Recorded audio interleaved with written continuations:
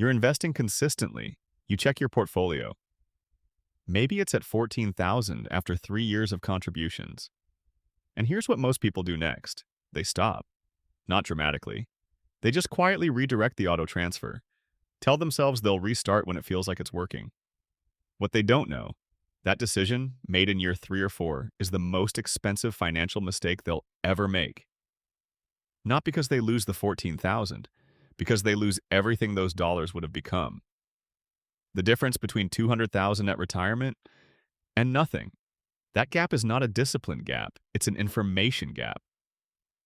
But notice what you just asked when you saw that balance. You didn't ask, is the math broken? You asked, is this broken? Meaning you, your judgment, your strategy. Here's what almost nobody explains. Compounding has a visibility problem. The math is exponential, but your brain processes it as linear. For years, sometimes a full decade, you're doing everything right, getting almost no emotional reward for it. That gap between the math working and you feeling it, that's where most people hand back the most valuable thing they'll ever own. Time on the curve. By the end of this video, you'll understand 3 things. The specific psychological mechanism that makes early years feel pointless, and why it's hardwired, not a character flaw. The exact crossover point where compounding becomes visible with real numbers, and one change that removes willpower from the equation entirely. Because the people who quit during this phase don't just lose money. They answer that quiet question, is this broken? With a version of themselves they spend years trying to undo. Here's the thing, I've spent an embarrassing amount of time on this. Why does compounding feel like a lie? During the exact years it matters most. I've built spreadsheets at 2 in the morning, comparing year 1 returns to year 15 returns. Staring at the numbers, genuinely wondering if it was all a story rich people tell to keep everyone else patient.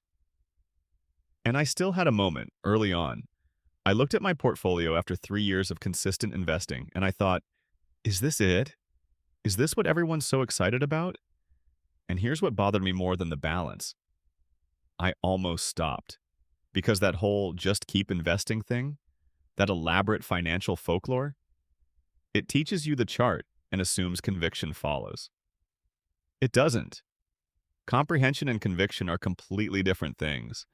And it doesn't tell you about the boulder years, the years where you're pushing and pushing, and the boulder barely moves. But here's what I eventually figured out. The boulder years aren't a flaw in the system.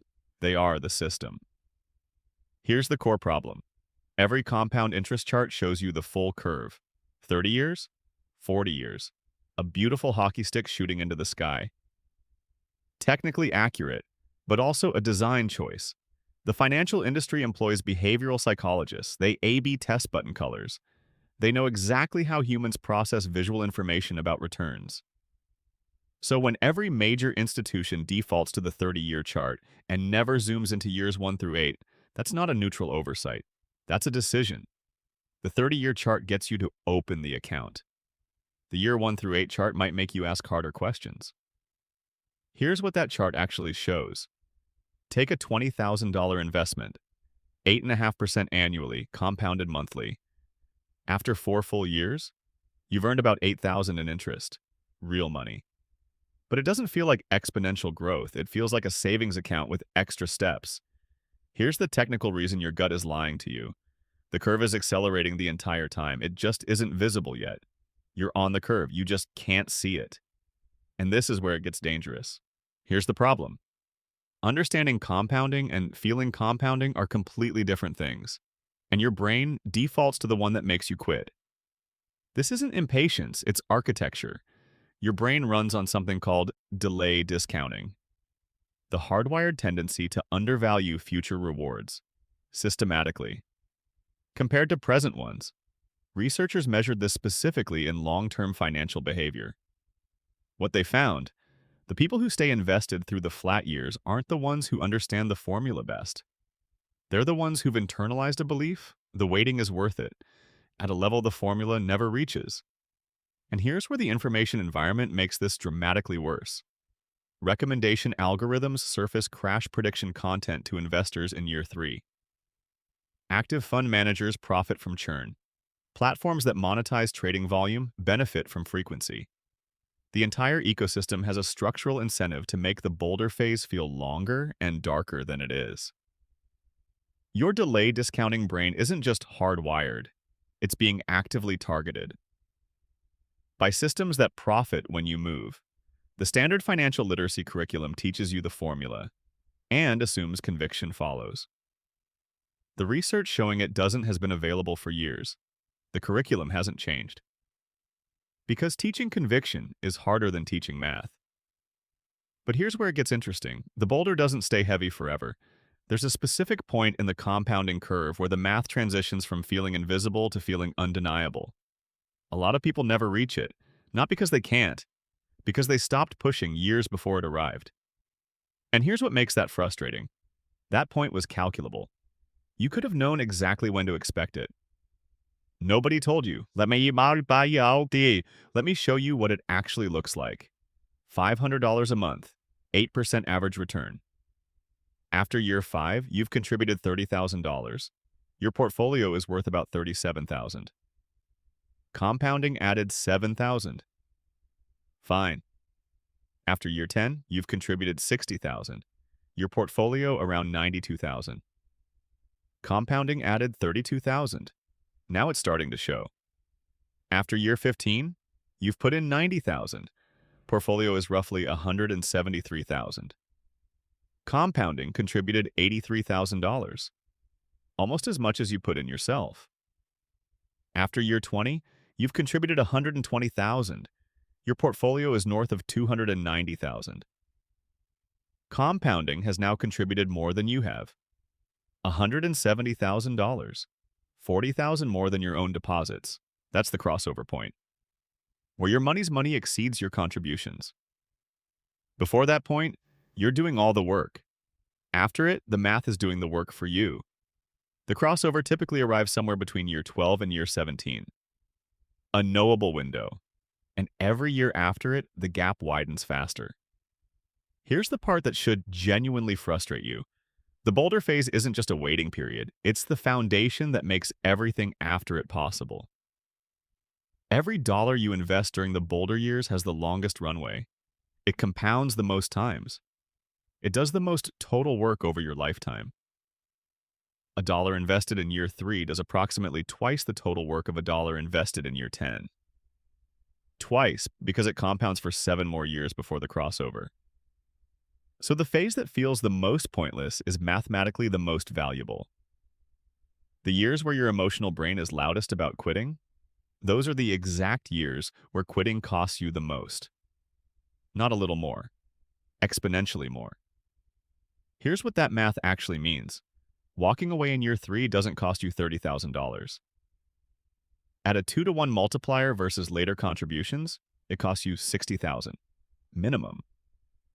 Plus every future dollar those dollars would have created, and every dollar those dollars would have created. The people who needed this context most were handed a formula. The ones who made it through largely had family models for surviving the flat years, or advisors paid to keep them patient. That's not a coincidence. And now you have the context. So how do you actually survive this? 3 shifts. First, stop tracking your returns. Start tracking your behavior. After 4 years of $500 a month, you have $37,000. Relative to retirement, that looks like nothing. That reading is wrong. The balance isn't the signal during the boulder phase, the savings rate is. Your contribution consistency is. Your year-over-year increase is. Track what you can control. The balance will catch up. It always does. Second, internalize the crossover, not the formula. Remember what the research showed. Knowing the compound interest formula doesn't change behavior. What changes behavior is a belief. Bone deep, not intellectual. The invisible phase is temporary. The visible phase is inevitable, if you stay in. Don't memorize the math. Memorize the shape of the curve. Until the flat part stops scaring you and starts reading as information. Until you look at a balance that feels small and think, I know what this is. This is the beginning of the curve. Third, build a system that doesn't require motivation. The boulder phase can last a decade. You cannot white-knuckle your way through a decade. The financial education industry loves the discipline narrative because it puts the burden entirely on you. The data says the burden belongs on the architecture. Automate the transfer to hit the day after paycheck deposits.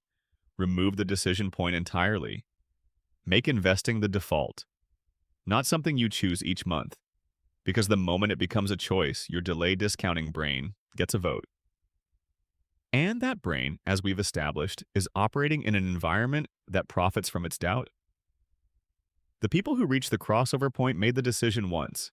Then they made it structurally impossible to undo. They didn't become more disciplined. They became someone who was done negotiating with themselves. That negotiation was over. If you're in the boulder phase right now, investing consistently and wondering why nothing feels like it's happening, you're not behind. You're not missing something. You're exactly where the math says you should be. The curve is building underneath you. You just can't see it yet.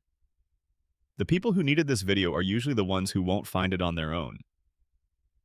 In an environment that profits from making the flat years feel like failure, that matters. If this reframed how you think about early investing, A-like helps more people find it when they need to hear it. And if you want more videos that name the quiet traps nobody warned you about, subscribing makes sure you don't miss them. I'll see you in the next one.